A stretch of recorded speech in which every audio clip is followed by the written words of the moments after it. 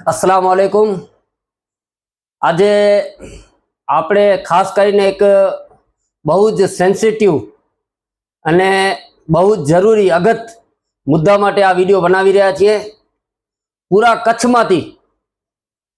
કચ્છમાંથી એક જ ફોન આવી રહ્યા છે કે પોલીસ તરફથી મસ્જિદોનું સર્વે કરવામાં આવી રહ્યો છે। પૂરા કચ્છમાંથી ફોન આવી રહ્યા છે। બન્ની પચ્છમથી કરી અને આડેસર સુધી લખપત અબડાસા બધી જગ્યાથી એક ફોન આવી રહ્યો છે કે પોલીસ મસ્જિદોના ઇમામો મુતવલીઓ અને જે કાગજાત હોય દસ્તાવેજ બધા માંગી રહી છે, બધી ચીજોની ડિટેલ માંગી રહી છે। તો એક ચીજ ખાલી મુસ્લિમ સમાજને ખાસ વાત ધ્યાનથી સાંભળજો। સૌથી પહેલા તો જે અધિકારી તમારા પાસે આવેલ છે તે અધિકારીનું નામ પૂછો, એનો મોબાઈલ નંબર, બે ચીજી લખી લો અને થઈ શકે તો એની આઈડી પણ પૂછી લો, ક્યાં પોલીસ સ્ટેશનમાં આવેલ છે બધો પૂછી લો, અને ક્યાં આધાર ઉપર તું આ મસ્જિદ ઉપર આવેલ છે તે પણ પૂછી લો, અને પરિપત્ર માંગો એનાથી કે ક્યાં પરિપત્રના આધાર ઉપર આ સર્વે કરવામાં આવી રહ્યો છે, કયો પરિપત્ર છે, ગુજરાત સરકારનું છે, કેન્દ્ર સરકારનું પરિપત્ર છે, વકફ બોર્ડનું છે કે કચ્છ વહીવટ તંત્રનું પરિપત્ર છે। કમસે કમ આપણે જ્યારે આપણી ડિટેલ દેતા હોઈએ ત્યારે આપણો એટલો અધિકાર છે કે આપણે પૂછીએ કે સાહેબ તમે મસ્જિદ ઉપર આવ્યા તો છે, અમે દેવા માટે પણ તૈયાર છીએ, પરંતુ તમે બતાવો તો ખરા કે કયા કાયદા કયા નિયમ અનુસાર તમે અહીંયા આવ્યા છો।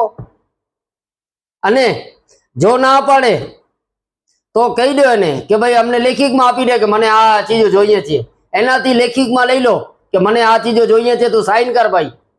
જે પણ ડિવિઝનમાં આવેલ છે, કોઈ પણ પોલીસ ખાતામાંથી આવેલ અધિકારી હોય, જો તમારી મસ્જિદ મદ્રસાની ડિટેલ માંગે તો સૌથી પહેલા તમે એની ડિટેલ માંગો કે સાહેબ તમારું નામ, તમારો હોદ્દો, તમારો પરિચય, તમે કઈ પોલીસ સ્ટેશનમાંથી આવેલ છો અને કયા પરિપત્રના આધાર ઉપર આવેલા છો। એ પરિપત્ર કોનું છું, બીજી વાર કહું છું, એ પરિપત્ર કોનું છે, કલેક્ટર સાહેબનું છે, રાજ્ય સરકારનું છે, કેન્દ્ર સરકારનું છે કે પછી વકફ બોર્ડનું છે। આપણે પરિપત્ર જોયો નથી, પરિપત્ર ખોટો હોય સાચો હોય, આપણે બધાને કોઈ ધંધે લગાવી દે તો આપણે બધાને ધંધે લાગી જવાનું કે હાલો હાલો દઈ દઈએ, ભલે હું સાચું, મારું નામ મોહસિન ઇંગોરજાદ છે, પરંતુ એ જાણવા માટે પોલીસ વાળાને કોઈ અધિકાર તળે જાણવું પડશે। શું કામ મને પૂછે? તો આપણે આપણો અધિકાર સમજવું પડશે। આપણે સમજવું પડશે કે આપણે આપણું અધિકાર છીનવું છે, આપણે કહીએ છીનવું છે। ડોક્ટર આંબેડકર સાહેબે કીધું છે અધિકાર માંગવાનું નથી હોતો, અધિકાર આપણું છીનવું જોઈએ। તો દરેક પોલીસ વાળાની ડિટેલ લખો, કોણ આવ્યો છે તમારા પાસે, કઈ પોલીસ સ્ટેશનમાં આવેલ છે, અને પરિપત્ર ના આપે તો રિટર્નની ના કરી દો। હું ચોખ્ખી વાત કહું છું, સાંભળો છો, આ એવિડન્સ તરીકે વિડીયો પણ છે।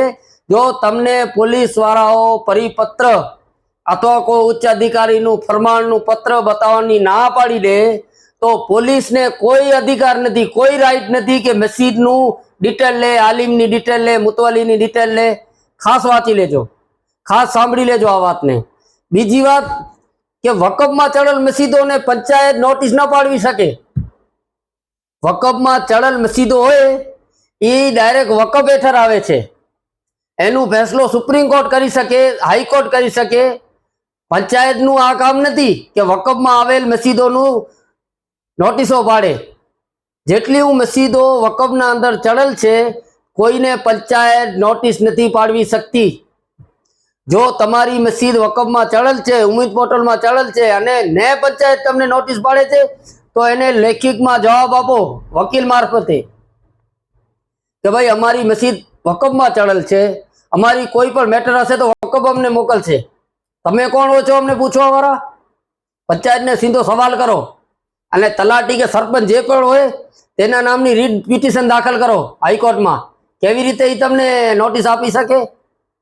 બીજી વાત કે વકફ જે છે એ વકફની જે આપણે હમણાં રજીસ્ટ્રેશન બધા જણા કરાવ્યા છીએ એ બધા રજીસ્ટ્રેશન હાલે પેન્ડિંગ છે। પછી એ કેસ જિલ્લા કલેક્ટરો પાસે જેના ફોલ્ટ હશે, જેમ એબીસી હતો તેમાં જેમાં ફોલ્ટ હશે તેની કાર્યવાહી આવશે કલેક્ટર પાસે, અને જ્યારે આવશે ત્યારે કોઈ સક્ષમ અધિકારીને કામ આપવામાં આવશે। બધા પોલીસ વાળાને આ કામ આપવામાં આવશે નહીં, સક્ષમ અધિકારીને આપવામાં આવશે ને એ સક્ષમ અધિકારી નોટિસ પાડશે ત્યારે એ નોટિસનો જવાબ આપણે આપવાનું છે। બાકી ખોટી રીતે મુસ્લિમ સમાજને હેરાન કરવા માટે આપવામાં આવતા સર્વે ને કોઈ ડિટેલ આપવાની જરૂર રહેતી નથી. હા, પરિપત્ર બતાવે તમને કે આ રહ્યો પરિપત્ર, તો પરિપત્રની નકલ અમને મોકલો અને પછી ડિટેલ આપો. છે પણ ડિટેલ લેખિતમાં આપો વકીલ મારફતે. આમ શું ડિટેલ આપી દો છો? તમારા પાસે શું પુરાવો છે? મને હમણાં કોઈ પૂછવા આવે કે ભાઈ આ મકાન છે, કેટલો ટાઈમથી છે? હું લખાવી દઉં 5 વર્ષથી, આ લાઇટ બિલ છે, મારું નામ મોહસિન ગોરજા છે, આ બધું હું લખાવી દઉં. અને પછી એ ભાઈ ન લખ્યો ને કાંઈ ખોટો સાચો લખી દીધો તો શું? એનું શું પુરાવો છે તમારા પાસે? એટલે સૌથી પહેલા તો એ જે ચીજો માંગી રહ્યા છે એ પહેલે એ લોકો પરિપત્ર બતાવે, અને પરિપત્ર હોય તોય પણ એ લોકોને લેખિતમાં આપો, ઇનઆઉટ કરાવીને. ઇન્વર્ટ કરાવીએ ને આપણે કે આ અમારી મસ્જિદની ડિટેલ અમે ઇન્વર્ટ કરાવીએ છીએ સક્ષમ અધિકારી પાસે. બાકી ખોટી રીતે મુસ્લિમ સમાજને હેરાન કરવાના કામ કરવામાં આવી રહ્યા છે. બધી જગ્યા ખોટી નોટિસો, ખોટા ખોટા સર્વે, આ બધા હેરાન કરવાના કામ છે. હું વહીવટતંત્રને પણ અપીલ કરું છું કે આવું કોઈ પરિપત્ર હોય સાહેબ તમારા પાસે તો પ્લીઝ તમે આ જાહેર કરો પરિપત્રને. આ મુસ્લિમ સમાજ તમારાથી અપીલ કરે છે કે આવો કોઈ પરિપત્ર જો રાજ્ય સરકાર, કેન્દ્ર સરકાર અથવા કચ્છ જિલ્લા વહીવટતંત્રનું હોય તો કચ્છ જિલ્લા વહીવટતંત્રના સક્ષમ અધિકારી બહાર આવી અને એ પરિપત્રને જાહેર કરે. અને તો કોઈ પણ મસ્જિદનું ખોટા ડોક્યુમેન્ટ દેવાની કોઈને જરૂર નથી. અસ્સલામુ અલૈકુમ.